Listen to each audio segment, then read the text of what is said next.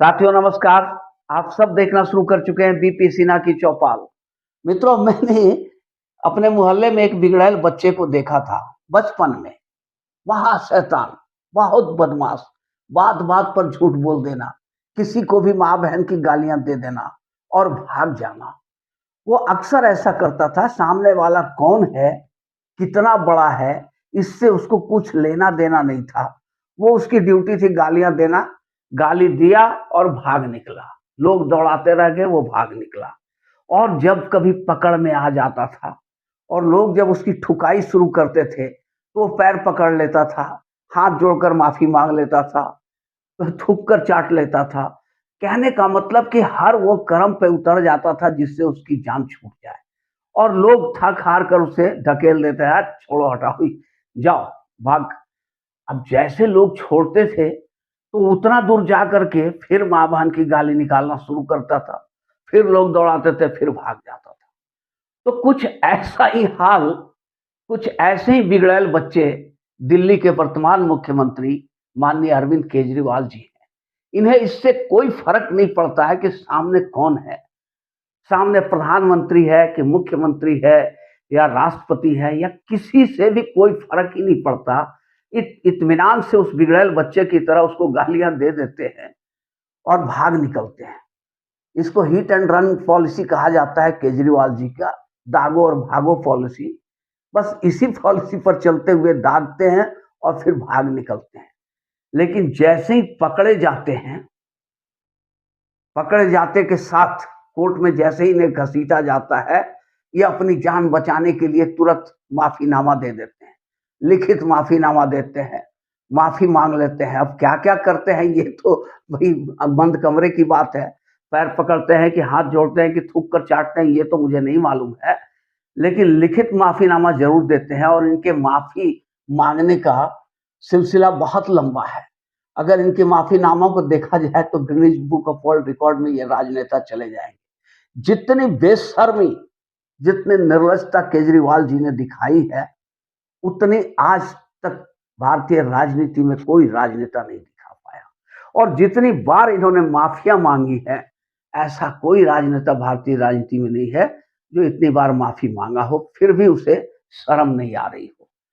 मित्रों, ये जो केजरीवाल साहब हैं, ये गिरफ्तार नहीं हो पा रहे हैं। सातवीं बार समन को इग्नोर कर दिया है इन्होंने। बावजूद इसके ये मस्ती में घूम रहे हैं, फिर रहे हैं, टहल रहे हैं, बयान दे रहे हैं, मीटिंगें कर रहे हैं और शासन सत्ता संस्था सब किन किन कर्तव्य विमूढ़ होकर देख रही है।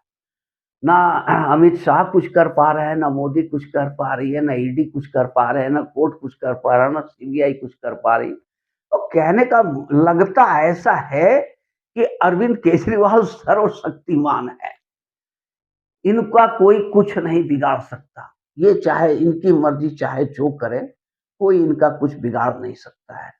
तो शुरुआत में तो लोग गेस करते रहे ऐसा, और बहुत सारी संभावनाएं भी है, ऐसी बात नहीं। इसको राजनीति संभावनाओं का ही नाम होता है। राजनीति में दाहिना हाथ क्या कर रहा है वो बाएं हाथ को पता नहीं चलता है, और बायां हाथ क्या कर रहा है वो दाहिने को नहीं पता चलता है। राजनेता जो बोलते हैं वो करते नहीं है, और जो करते हैं वो बोलते नहीं। राजनीति में तो जो दिख रहा है वो होता नहीं है, और जो हो रहा है वो दिखता नहीं है। तो कहने का मतलब है कि पहले तो यूं लगता था कि बीजेपी, अमित शाह ही केजरीवाल को अभय दान दिए हुए हैं।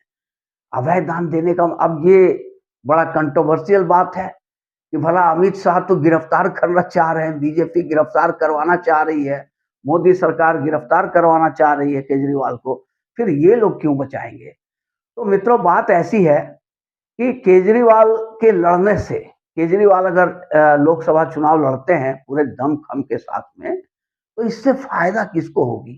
कांग्रेस को होगी, विपक्ष को होगी, या बीजेपी को?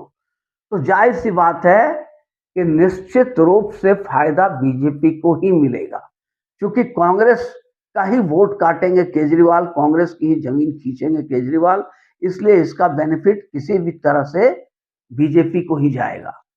तो ऐसा लगता था कि बीजेपी केजरीवाल जी को बचा रही है कि इन्हें अरेस्ट कर लेंगे तो फिर मुश्किल हो जाएगा। आमना सामने का टक्कर हो जाएगा, 1 टू 1 टक्कर होगा, ऐसे त्रिकोणीय मुकाबला होगा तो बीजेपी जीत जाएगी। अब इन्हीं सब बातों के मद्देनजर रखते हुए लगता था, महसूस होता था कि और हो सकता है कि इसमें सच्चाई भी हो, कुछ कहा नहीं जा सकता है राजनीति के विषय में। तो केजरीवाल गिरफ्तार नहीं हो पा रहे हैं।